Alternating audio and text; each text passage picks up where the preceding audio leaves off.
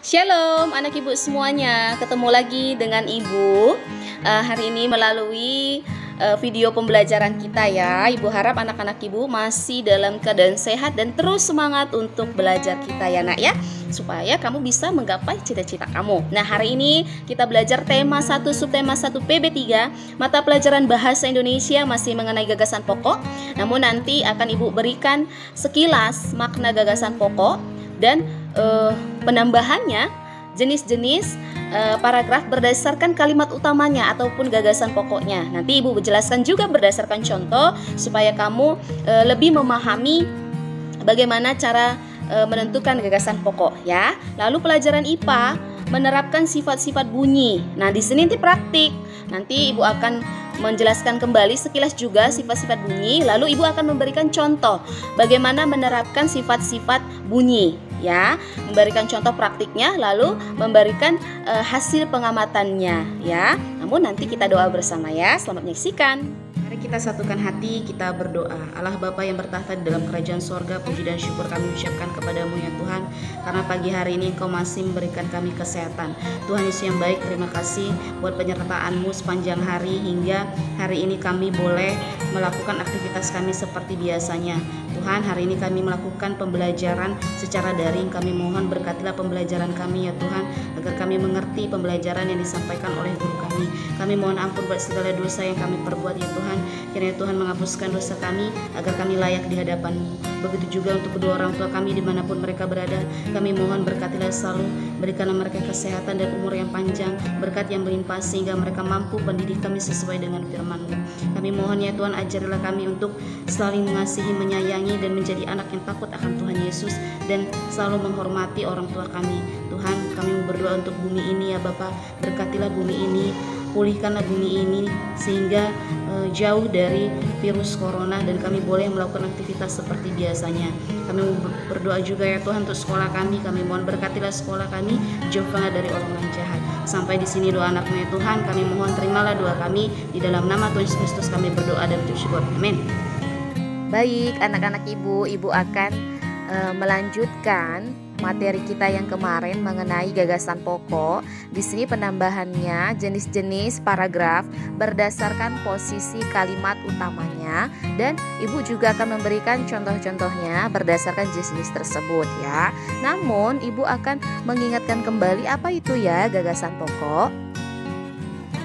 Gagasan utama itu juga disebut dengan ide pokok paragraf atau pokok pikiran paragraf, atau juga bisa disebut dengan pikiran utama paragraf, kalimat utama, dan bisa dikatakan yang kita bahas ini yaitu gagasan pokok ya. Jadi banyak sebutan gagasan pokok ini ya nak ya. Jadi kalau misalnya kamu menemukan soal tidak menggunakan kata atau kalimat gagasan pokok tapi menggunakan ide pokok paragraf atau menggunakan kalimat utama, itu sama ya nak ya, maknanya sama. Namun apa ya artinya itu gagasan utama ataupun gagasan pokok? Ya, gagasan utama paragraf ini gagasan yang terdapat di dalam kalimat utama yang diperjelas oleh gagasan penjelas dan yang menjadi inti ataupun pokok pembahasan suatu paragraf. Jadi oleh karena itu nak, gagasan utama itu paragrafnya sama dengan maknanya itu seperti ibu jelaskan tadi dengan ide pokok paragraf ya. Jadi kamu jangan bingung kalau misalnya kamu menemukan soal tentang ada menggunakan kalimat utama, ada menggunakan pikiran utama paragraf, jangan kamu bilang, ibu nggak pernah menjelaskan. Pernah nak, itu kan artinya sama, penyebutannya saja yang berbeda ya nak ya. Nah itulah mengenai gagasan pokok. Nah selanjutnya jenis-jenis paragraf berdasarkan posisi kalimatnya, kalimat utamanya ya nak ya, atau dikatakan gagasan pokok. Di sini ada 4 jenis nak.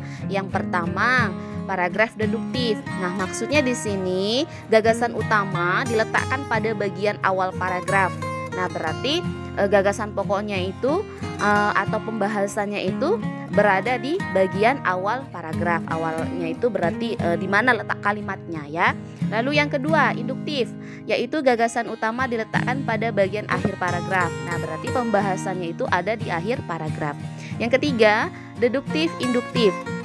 Maksudnya di sini gagasan utama terletak pada bagian awal dan diulangi lagi pada bagian akhir. Nah, berarti pembahasannya itu nak berada di awal dan di akhir paragraf posisinya ya nak ya.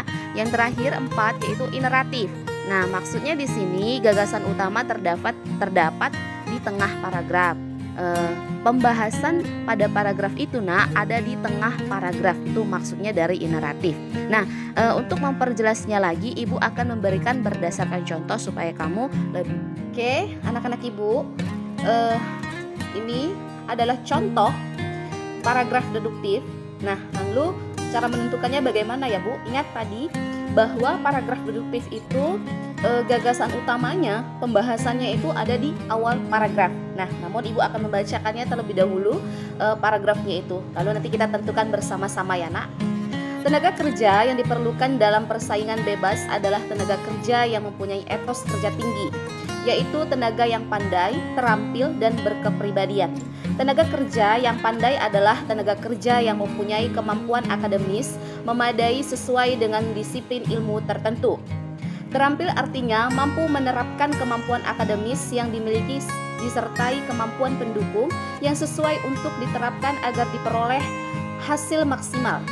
Sementara itu, tenaga kerja yang berkepribadian adalah tenaga kerja yang mempunyai sikap loyal, disiplin, dan jujur. Nah, pada paragraf yang ibu baca tadi ya nak ya, apa ya pembahasannya? Itu dulu, dia pembahasannya tentang apa? Dia menceritakan tentang apa? Ayo. Ya, tentang tenaga kerja. Nah, tentang tenaga kerja, kata kuncinya tenaga kerja. Berarti dia posisinya di mana nak? Ya, di awal. Ini dia. Itu dia yang ibu berikan tanda warna ungu. Benar sekali, kata kuncinya tenaga kerja, itulah pokok pembahasannya. Nah, jadi cara menuliskan gagasan pokoknya bagaimana Bu? Seperti ini. Gagasan pokok, titik 2. Tenaga kerja yang diperlukan dalam persaingan bebas adalah tenaga kerja yang mempunyai etos kerja tinggi, yaitu tenaga yang pandai, terampil, dan berkepribadian. Jadi, gagasan utama ataupun gagasan pokok pada paragraf tersebut adalah tersebut. Nah, jadi kalau kita mau menentukan gagasan pokok pada sebuah paragraf, cara mengerjakannya seperti ini ya. Nih, seperti ini yang ibu berikan warna ungu ini. Putar-putar ini. Nah, jadi nanti kamu tulis paragrafnya, lalu cara menentukan gagasan pokoknya, kamu cara menentukannya dia menceritakan tentang apa. Itu dulu. Setelah kamu tahu dia menceritakan tentang apa, lalu cari dia berada di mana posisinya. Nah, kalau dia di awal, nah inilah kamu tulis. Gagasan pokok titik 2, inilah yang kamu tulis nak di awal paragraf. Ini yang dikatakan awal paragraf. Awal paragraf inilah dia. Inilah kalimat utama. Nah, selanjutnya contoh yang kedua, paragraf induktif. Nah, paragraf induktif itu maknanya apa tadi Ana? Iya, ada di akhir paragraf. Oke, lihat, ibu baca ya contohnya. Salju yang turun dari langit memberikan hiasan yang indah untuk bumi. Beberapa kota disulap dengan nuansa putih, menghasilkan pemandangan cantik dan memikat bagi penikmat keindahan.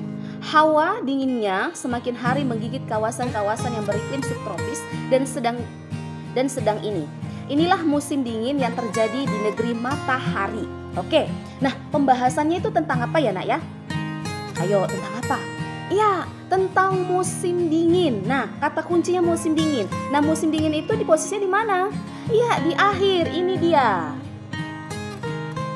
Ini dia nak. Oke, ini dia. Ibu berikan tanda warna biru. Iya, berarti gagasan pokoknya berada di mana? Di akhir paragraf. Inilah yang kita tulis semua. Sampai tanda titik. Ini dia. Nah, ini dia. Gagasan pokok titik 2. Inilah musim dingin yang terjadi di negeri matahari. Nah, itu cara menulisnya. Jadi kamu tulis paragrafnya, kamu tentukan sudah kamu dapat, lalu tulis di bawahnya. Gagasan pokok titik 2. Inilah musim dingin yang terjadi di negeri matahari terbit. Selanjutnya contoh yang ketiga, paragraf deduktif dan induktif. Ingat, tadi deduktif gagasan utamanya di mana? Ya, di awal. Kalau induktif, benar di akhir. Berarti pada contoh yang ketiga ini gagasan utamanya itu ada di awal, ada di akhir paragraf. Oke, ibu bacakan paragrafnya ya nak. Pencemaran udara, air dan tanah saling berhubungan. Asap pabrik dan asap kendaraan mencemari udara. Polusi udara tertiup ke berbagai tempat. Hujan membawa polusi ke dalam air dan tanah. Saluran air dan sungai sering tercemar oleh sampah. Pupuk buatan untuk pertanian dapat merusak tanah. Tanaman disemprot dengan pestisida untuk membunuh hama. Namun, pestisida meracuni binatang dan manusia. Hujan mengalirkan pestisida dan pupuk dari tanah ke sungai. Akibatnya, air juga terkena polusi, jadi semua polusi saling berkaitan. Oke, itu pembahasannya tentang apa? Tadi di awal dan di akhir. Oke, kata kuncinya. Ya, pencemaran udara, ini dia di akhir. Lalu yang kata kunci terakhir, apalagi satu lagi? Iya, akibat polusinya. Akibat polusinya di mana? Di akhir. Ini dia. Jadi, ini dia di akhir paragraf. Nah, inilah dia kita dapat. Ini Ibu tandai warna merah. Itulah gagasan paragrafnya. Nah, lalu kita tulis di bawahnya. Gagasan pokok titik 2. Pencemaran udara, air dan tanah saling berhubungan. Titik. Jadi, semua polusi saling berkaitan. Itu dia gagasan utamanya. Yang terakhir, jenis paragraf yang terakhir, paragraf ineratif. Nah, ineratif ini tadi pengertiannya apa yang Bu berikan, Nak?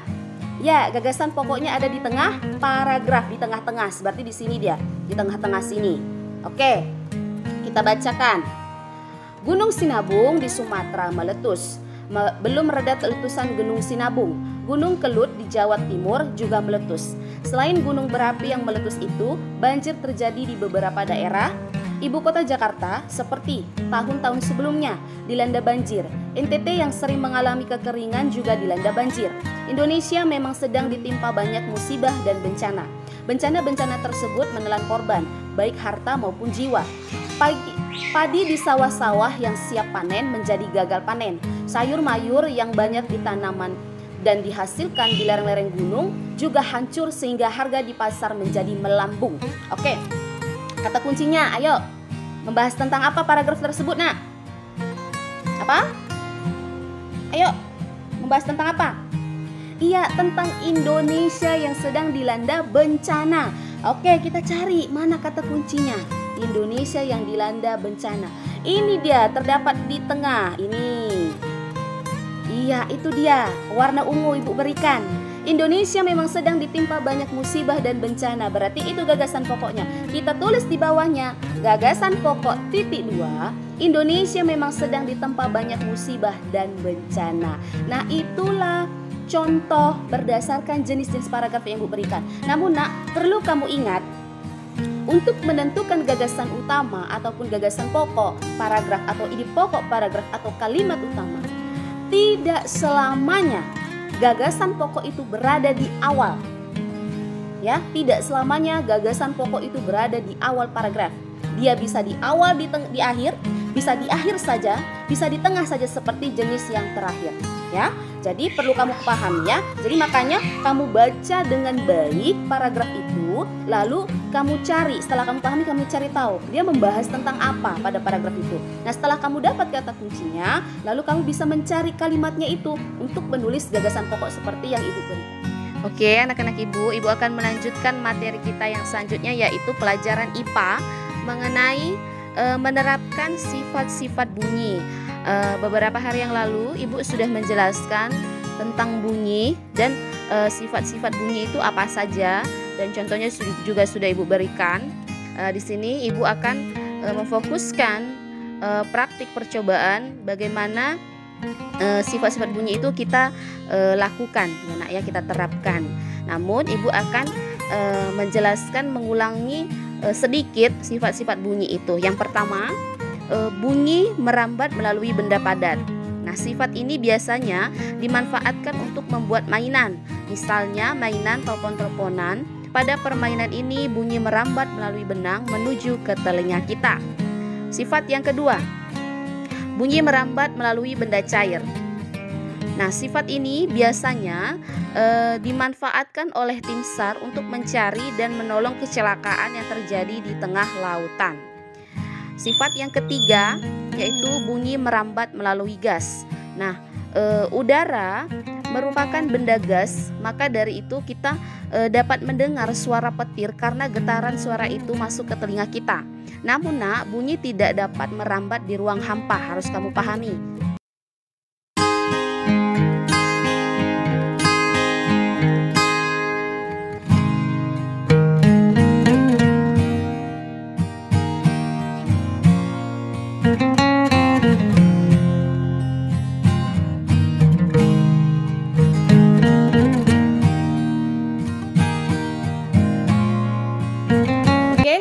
Anak-anak ibu, kamu sudah menyaksikan tadi penerapan sifat-sifat bunyi yang ibu berikan tadi video. Nah, setelah ibu amati, dapatlah hasil pengamatan pada tabel itu sudah terlihat. Nanti ini berhubungan dengan tugas kamu ya nak ya.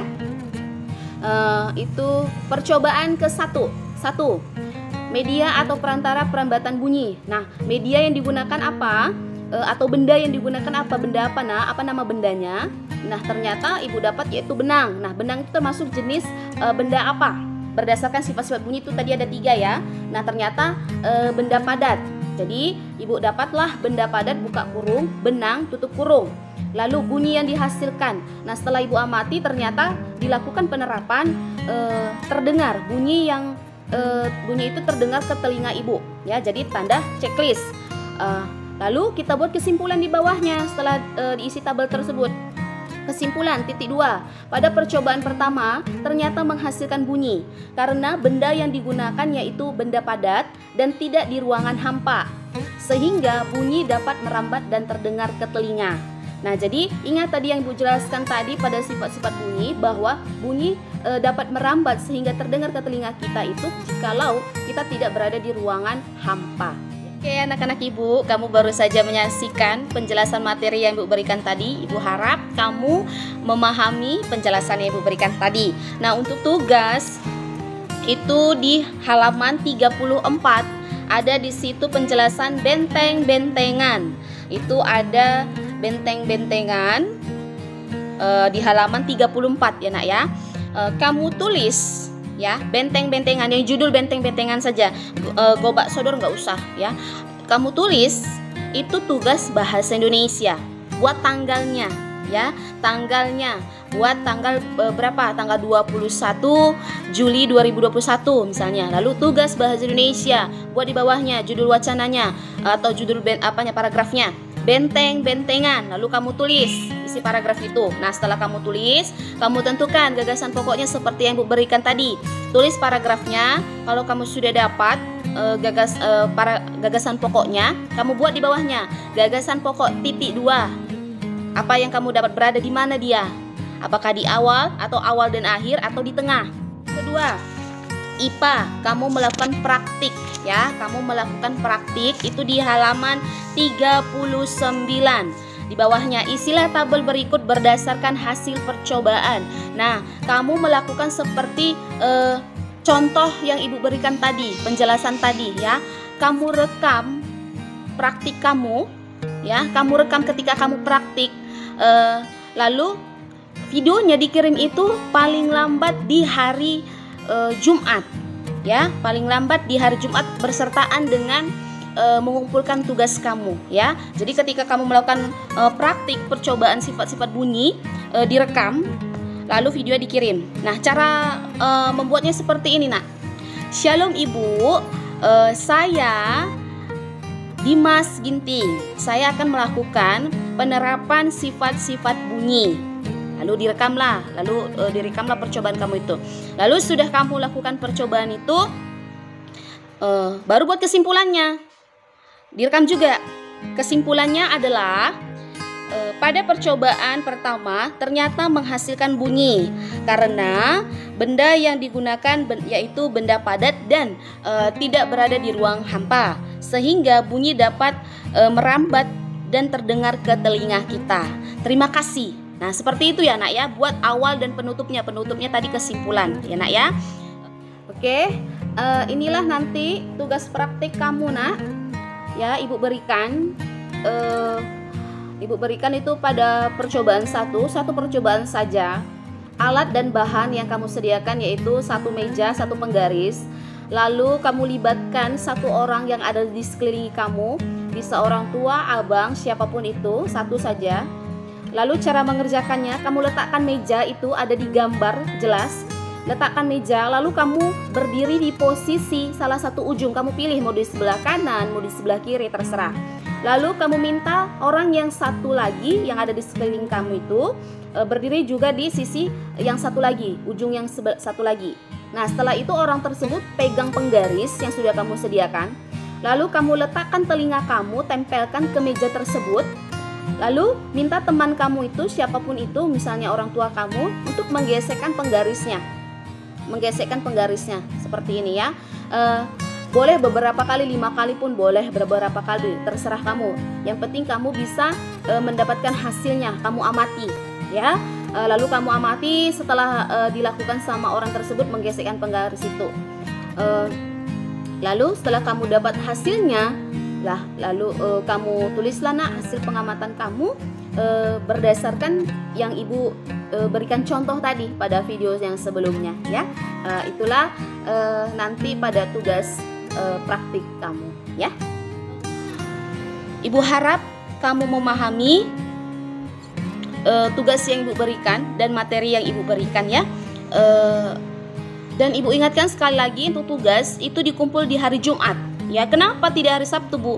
Karena ibu memberikan PR kamu itu hanya di hari Selasa dan Rabu ya, Selasa dan Rabu. Jadi kamu punya waktu yang cukup untuk menyelesaikan tugas kamu. Oke? Ya, jangan hari Sabtu lagi. Kita harus konsekuen. Apa yang kita terapkan harus apa yang kita janjikan harus diterapkan ya, Nak. Karena teman-teman kamu juga mengumpulkan tugas di hari Jumat, jangan di hari Sabtu lagi ya. Oke? Demikian pembelajaran kita hari ini. Jangan lupa ditutup dengan doa. Tuhan Yesus memberkati. Shalom.